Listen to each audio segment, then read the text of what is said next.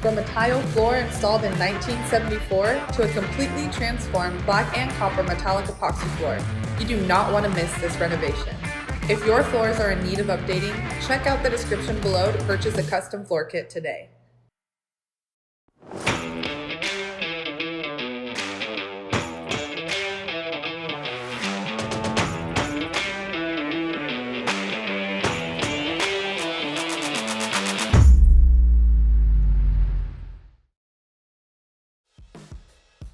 So we're getting ready to prime. I'll just walk through the job, kind of explain what's already been done. So tile's been removed, they've ground the concrete, they've used our patcher paste, filled all the cracks, any seams, any low spots with our patcher paste, grinded any thick spots off, scraped any thin spots as they were applying it, and then we cleaned the floor really well. We got tape on our trim.